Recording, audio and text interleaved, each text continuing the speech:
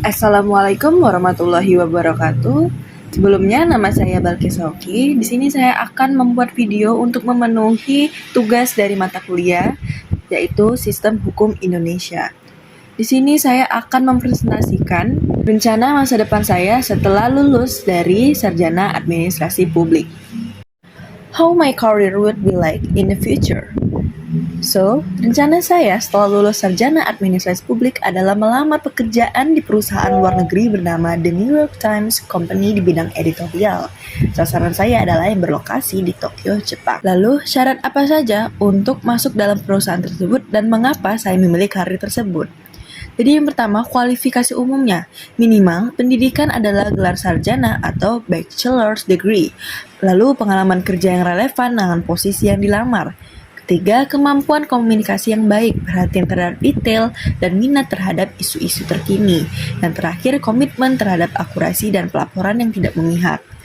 Lalu dokumen aplikasi, saat melamar, pelamar biasanya diminta untuk menyertakan resume atau CV yang mencerminkan pengalaman dan kualifikasi serta surat lamaran yang menjelaskan minat dan kualifikasi pelamar terhadap posisi yang dilamar. Lalu syarat umum untuk posisi editorialnya. Yang pertama, memiliki pengalaman 3-5 tahun dalam mengedit di media terkemuka, mengedit naskah dengan akurat dan cepat, lalu paham gaya penulisan The New York Times, mampu mengembangkan cerita dari pitch hingga publikasi, serta kolaboratif dan mampu memberi umpan balik konstruktif kepada penulis. Lalu, kenapa saya ingin sekali bekerja di The New York Times Company? Karena perusahaan tersebut adalah perusahaan media yang paling berpengaruh dan tertua di dunia yang masih aktif.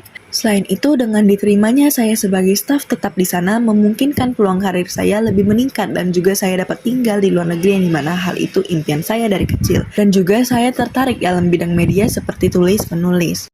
Selanjutnya, analisis SWOT terhadap diri saya.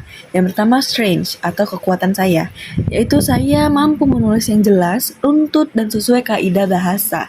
Lalu saya punya rasa ingin tahu yang sangat tinggi dan senang riset mendalam. Selanjutnya, terbiasa menulis dengan tangan waktu, serta sangat perfeksionis terkait gaya penulisan, kaidah bahasa, dan lain-lain. Lalu yang kedua, weaknesses atau kelemahan saya. Saya merasa belum memiliki banyak portofolio yang terpublikasi, seperti cerpen atau cerita lainnya. Lalu kurang percaya diri dengan naskah saya sendiri. Lalu karena cenderung perfeksionis, sehingga kadang menghambat kecepatan diri saya dalam mengerjakan tenggat tertentu. Selanjutnya, opportunities atau kesempatan. Banyaknya media digital, blog, dan media independen yang membuka ruang bagi editor muda, contohnya saya. Lalu meningkatnya kebutuhan konten berkualitas di era informasi, dan kesempatan belajar dari kursus menulis atau editing online atau magang di media, serta peluang membangun personal branding lewat blog atau media sosial saya. Yang terakhir, threats atau ancaman saya, yaitu kompetisi tinggi dari penulis atau editor yang berpengalaman secara global yang bisa dibilang lebih dari saya. Lalu perubahan algoritma atau tren media bisa memengaruhi kebutuhan editorial. Lalu kebutuhan multitasking tinggi. Editor pasti dituntut paham SEO, media sosial, dan lain-lain, sehingga sangat membutuhkan kebutuhan multitasking yang tinggi. Yang terakhir, risiko kelelahan atau burnout akibat tekanan tenggat dan revisi terus-menerus.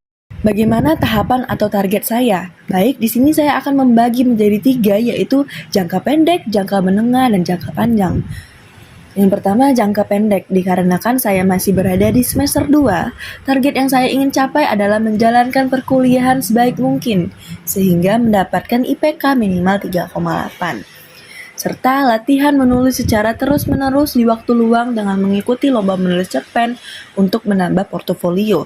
Tidak lupa, saya akan mengikuti organisasi sebaik mungkin sebagai pelatihan mental dan fisik saya di dunia kerja nanti. Terakhir, saya akan terus berlatih berbicara berbahasa Inggris agar sudah pasti ketika saya lulus.